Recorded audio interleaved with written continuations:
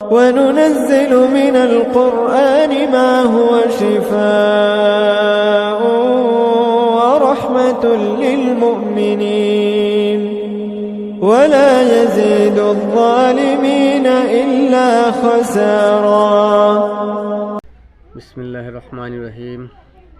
اللهم يا علي يا عظيم يا حليم يا عليم أنت ربي وعلمك حسبي فنعم رب ربي ونعم الحسب حسبي تنصر من تشاء وأنت العزيز الرحيم تنصر من تشاء وأنت العزيز الرحيم تنصر من تشاء وأنت العزيز الرحيم.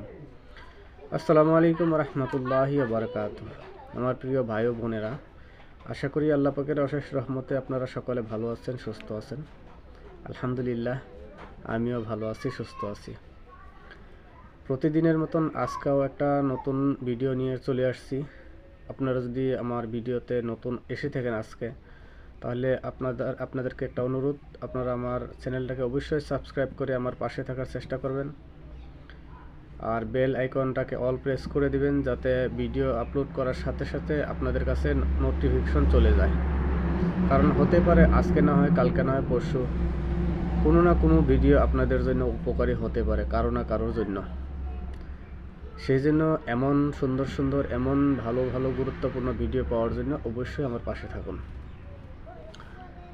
আজকে আমি নিয়ে আসছি তাশখীসের একটা আমল। কেউ কেউ তাশখীস বলে, কেউ কেউ রোগ নির্ণয় বলে।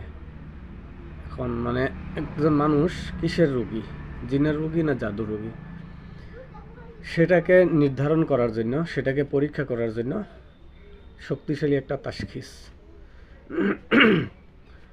আপনারা এই তাশখীসটা করার জন্য, এই তাশখীসটা আপনারা দূরের রোগী হোক কাছের রোগী হোক, আপনারা 1-2 মিনিটের ভিতরে রেজাল্ট পেয়ে যাবেন ইনশাআল্লাহ। এটা অনেক শক্তিশালী তাশখীস। এই তাশখীস করার পরে আপনারা কোনো সন্দেহ সবুজ ছাড়াই আপনারা চিকিৎসা শুরু করে দিতে পারবেন। এই তাশখীসের জন্য আপনাকে কিছু উপকরণ নিতে হবে। সেটা হচ্ছে আপনার 7টা লবঙ্গ নেবেন, 7 পিস লবঙ্গ, 7 পিস লবঙ্গ নেবেন।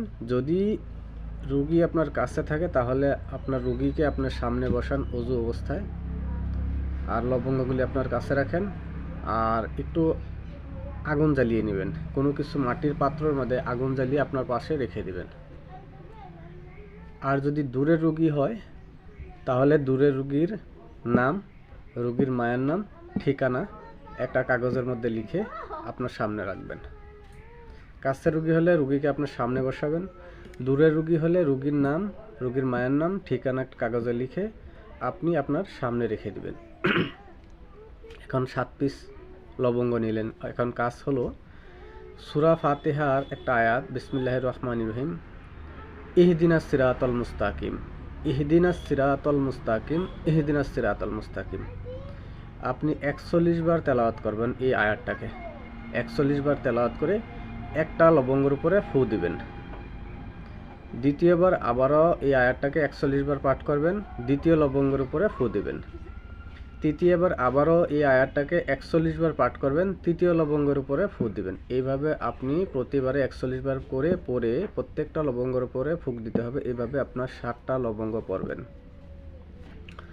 আপনার 7টা লবঙ্গ পড়া হয়ে গেল। এখন আপনি যে মাটির পাত্রের মধ্যে আগুন জ্বালিয়ে রাখছেন আপনার পাশে, যদি রুগী আপনার সামনে থাকে তাহলে বলবেন, একটা লবঙ্গ এই আগুনের মধ্যে ছেড়ে দিবেন, আর বলবেন যদি এই রুগীর জিনের সমস্যা থাকে তাহলে রুগীর ডান সাইডটা ভারী হয়ে যাক, যদি জাদু রুগী থাকে বাম সাইড ভারী হয়ে যাক, আর যদি জাদু জিন্নাত দুইটাই থাকে তাহলে তার পুরো শরীর ভারী হয়ে যাক। মানে কথা হলো আপনি রুগীকে যেভাবে হুকুম লাগাবেন, মানে আপনি যেভাবে হুকুম লাগাবেন রুগীর শরীরের উপরে কৈফিয়ত সেইভাবে শুরু হবে। প্রত্যেকটা লবঙ্গ পুরার আগে এই হুকুম লাগাবেন। আপনার মতো করে হুকুম লাগাইতে পারেন। আপনি যেভাবে হুকুম লাগাবেন রোগীর শরীরে সেইভাবে জাহির হবে। একটা লবঙ্গ পুরার আগে এভাবে হুকুম লাগিয়ে একটা লবঙ্গ পড়বেন। দ্বিতীয় লবঙ্গ পুরার আগে আবারও এভাবে হুকুম লাগাবেন যে সূরা ফাতিহার ইহদিনাস সিরাতাল মুস্তাকিমের মুআক্কেল হযরতদেরকে আমার পক্ষ থেকে সালাম, অনুগ্রহ করে আমার সালাম গ্রহণ করুন। আল্লাহর হুকুমে এই রোগীর শরীরে জিনের রোগী হলে এইভাবে হোক, জাদু রোগী হলে এইভাবে হোক, বা জিন জাদু দুইটার সমস্যা হলে এইভাবে রোগীর শরীরে জাহির হোক। আপনি যেভাবে হুকুম লাগাবেন সেইভাবে হবে। এইভাবে প্রত্যেকটা লবঙ্গ পুরার আগে আপনি এভাবে হুকুম লাগাবেন, দ্বিতীয় লবঙ্গ পুরবেন এভাবে হুকুম লাগাবেন। একটা, দুইটা, তিনটা লবঙ্গ পুরার মধ্যেই রোগীর শরীরে জাহির হইতে শুরু হয়ে যায়। আপনি যখন 7টা লবঙ্গ পুরে দিবেন, রোগীর শরীর যদি ভারী হওয়ার হুকুম লাগান, এমন ভারী হবে মনে হবে যে এক সাইড রোগীর ভেঙে পড়ে যাচ্ছে, এমনভাবে রোগীর শরীরে জাহির হবে। এটা অনেক শক্তিশালী, অনেক পাওয়ারফুল আমল। এই আমলটা তাদেরই ইজাজত রইল যারা আমার চ্যানেলের সাবস্ক্রাইবার, যারা আমার চ্যানেলটাকে সাবস্ক্রাইব করে রাখছে, বা পরবর্তীতে এই ভিডিও শুনে যারা আমার চ্যানেলটাকে সাবস্ক্রাইব করবে, তাদের জন্যই এই আমলের অনুমতি রইল, ইজাজত রইল।